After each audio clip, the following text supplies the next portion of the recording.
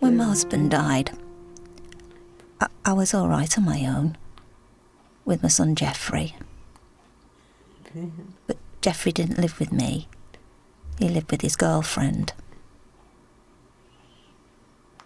He came to see me almost every day. I lived by myself when my husband died. I was all right. I had the dog. It was all right. But then the dog was gone, and my husband was gone. And then I went into hospital, and now Geoffrey's gone. And I don't know what to do.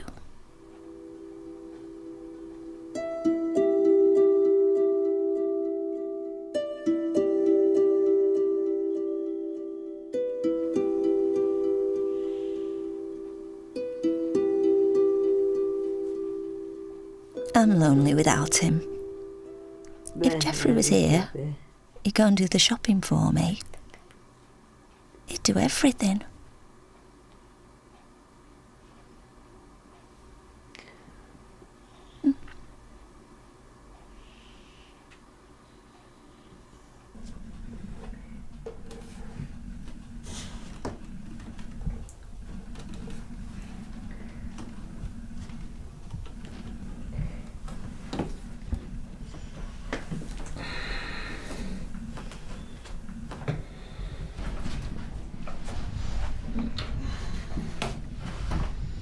It happened there. I put the television on, turned round and slipped. Right there I fell. 3 times it happened. And where was Geoffrey? He was at work. What was I to do? I banged and banged on the door for help. I banged and banged. I had no food or drink for 2 days.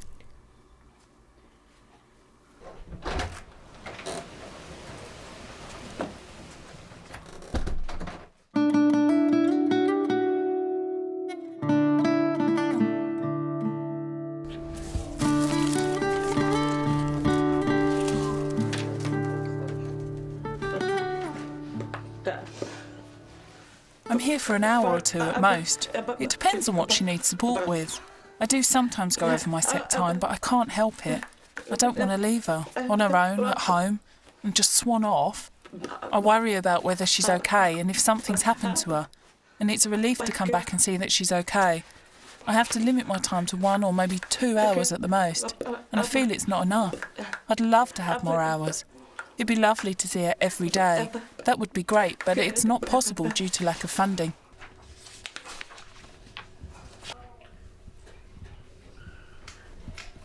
Both people experienced deafnesses. Maybe their grandma can't hear very well, they have to shout at them, she's deaf person, but they don't see the difference. Somebody who's born deaf, it's very different and they need a different profession. So the funding often is the outliers here. Because we're not funding to do that, it's really difficult to try to fit them in. Some we visit, because we know if we don't visit themselves, well.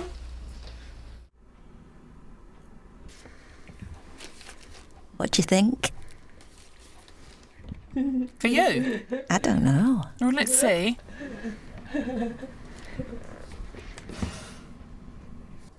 Well, it's fashionable. Lots of people have glasses like that.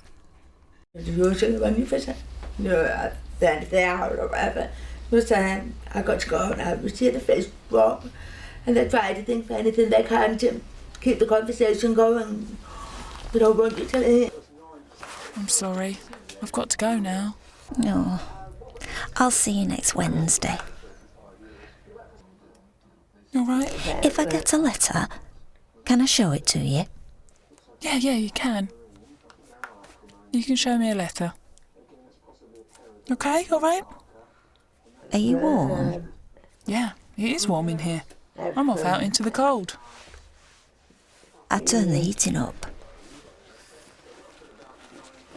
It's definitely warm. Maybe switch that one off. Keep your bills down. Okay, I've got to go. Okay. Bye-bye.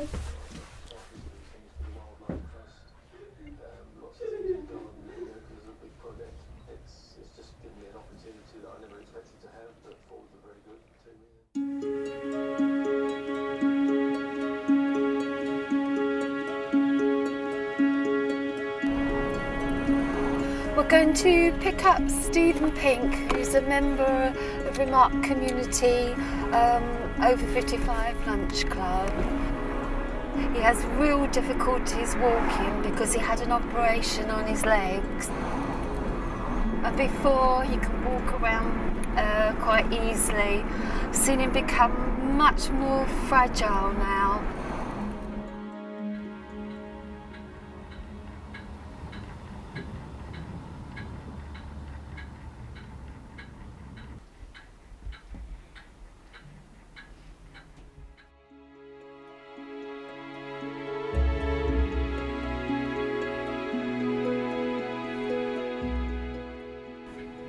I couldn't stop crying. I was broken-hearted. My wife was so good, wonderful cook, good fun. Deaf people loved her. She was popular and funny, the life and soul of the party. Even at 70, she still danced. She was a good dancer. Then she turned 80 and started deteriorating. It's just old age.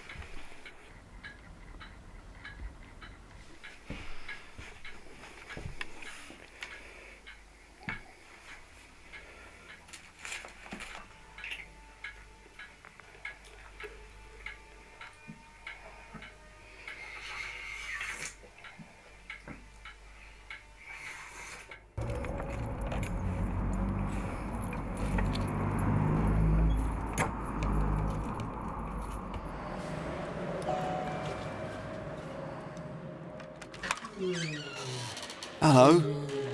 Nice to see you. I'm 88 now. I'm 88, 89 soon. Might make 90. Depends if I keep active.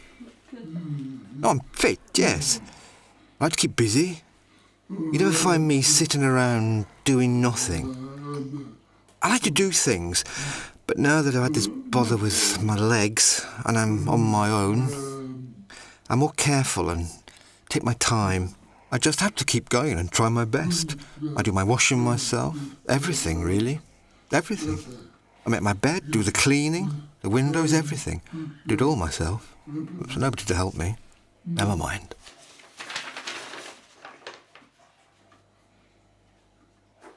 Hello, I'm phoning for Stephen Pink. He's received a fax that said the heating engineer will be visiting today from 8 in the morning to 1. Is it possible to delay it for another day because we're out today? I look forward to going out. It makes me happy. I'm so pleased to have others to chat to. It's better than staying indoors. I worry, get stressed, and there's my legs. But when I go out, I feel better, my legs are good, and I have more energy.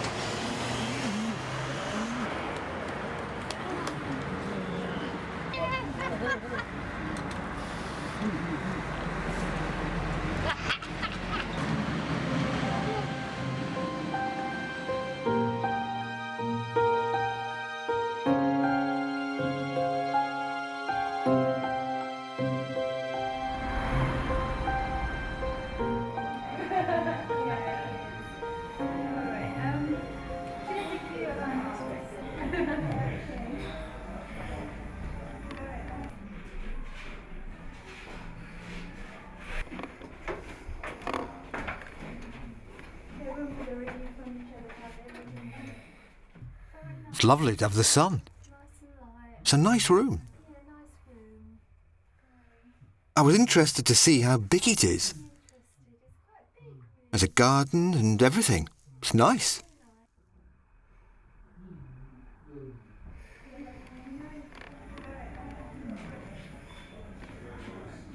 That's nice. Hello.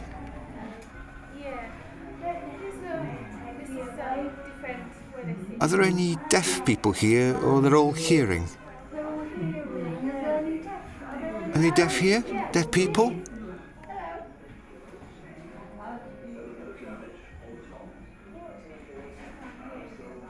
Oh, right, she's hard of hearing. If there are other deaf people here, we could have a chat. But there isn't. Oh well, I can watch the television.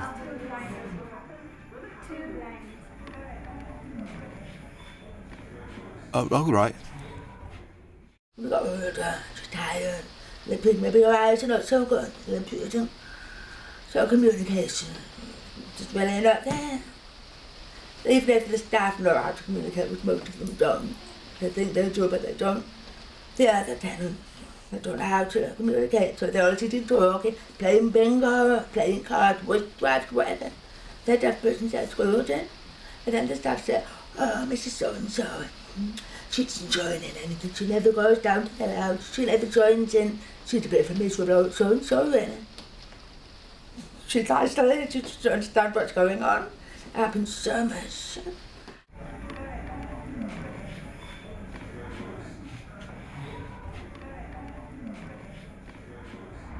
Most of the old people here are hearing. There are no deaf people. Well, there is one deaf person, a man who works in the kitchen. What I'd love is that one day there'd be more deaf people here. All of us being the same age. If there were lots of us, it would be like a deaf club, where we'd all be signing and chatting with each other, having fun. I'd love it if there were more deaf people.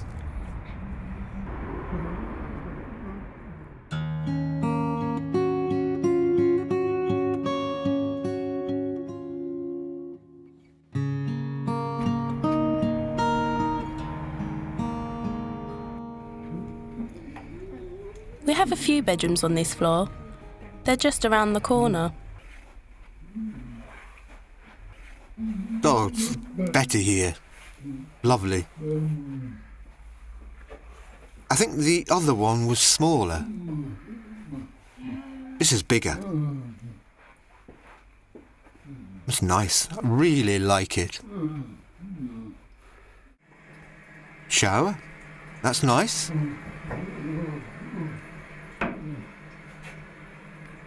Oh, and a wash basin.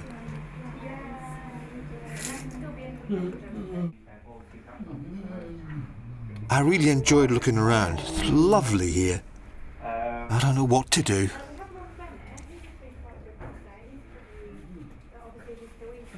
And it's bigger here, much bigger compared to the other one.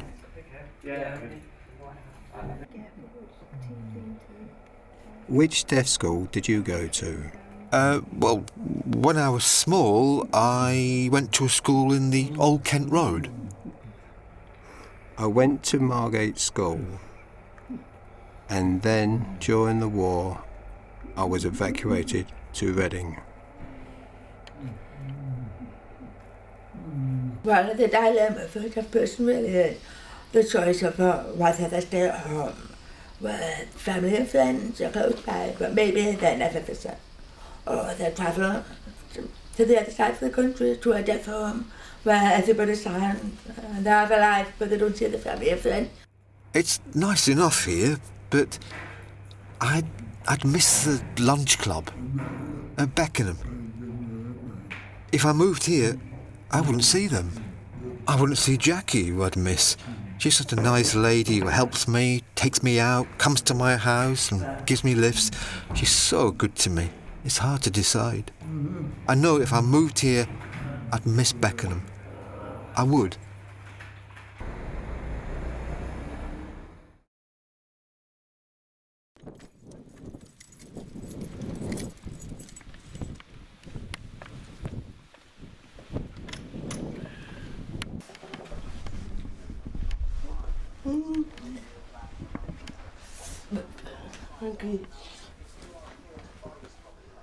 Can we stop filming?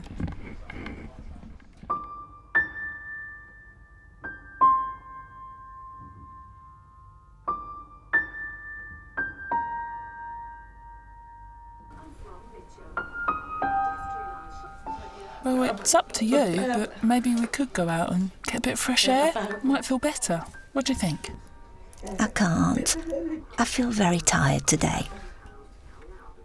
I think I'd better stop here, have a rest. I don't want to go to Watley. I was there for a month. I didn't like it. There's no deaf people there. I think it's better for me to stop here until I die.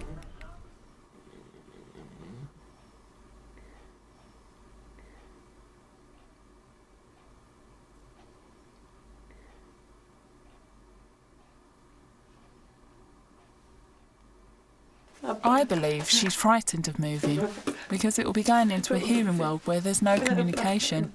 It'd be much easier if there were other deaf people she could communicate with. I can't blame her for feeling scared because it's hard being with hearing people.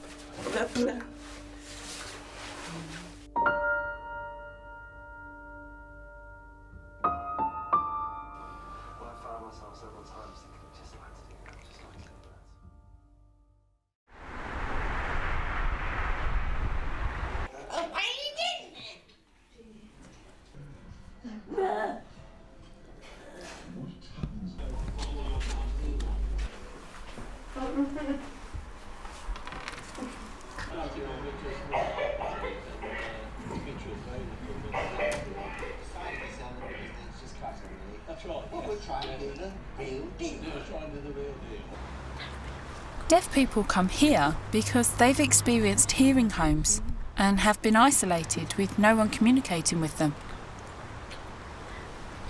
Here, everybody signs, so it's easier to make friends. Some are old school pals and are surprised to see each other. It's just different. It's a different place, a friendly place, because everyone's the same. There's no one who's different.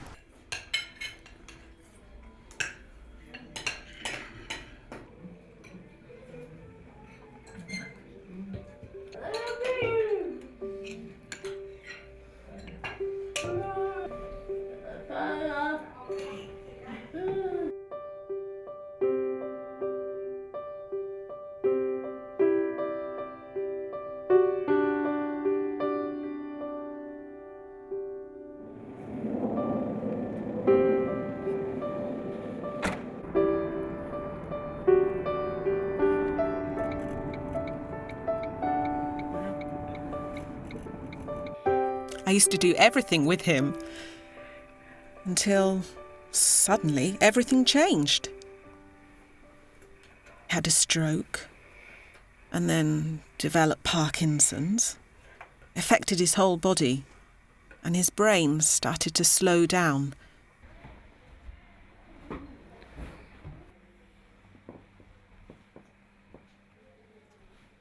I'm happy to see you. Are you happy to see me? Mm.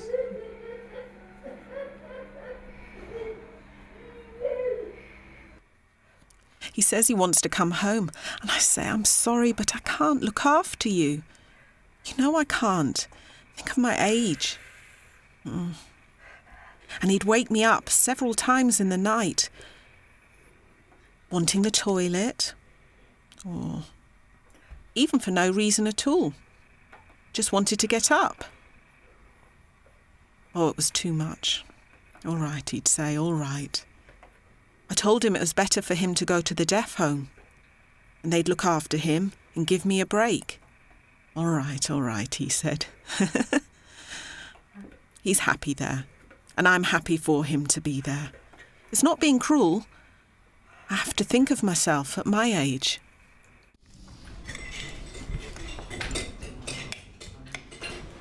Open wide. Swallow. Okay?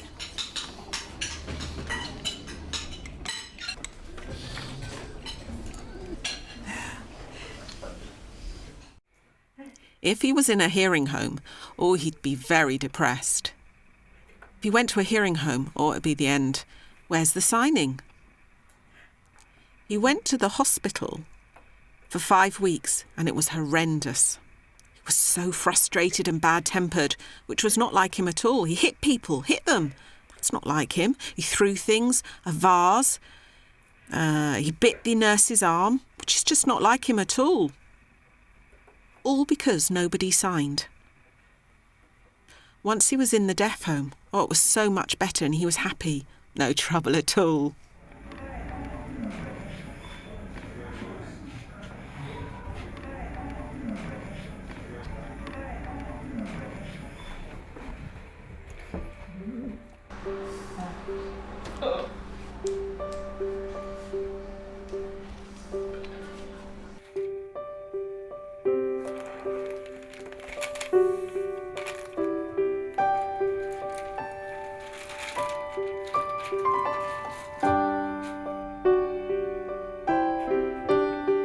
If anything were to happen to Alan and he was moved to another deaf home, I would move. I would. I won't be parted from him.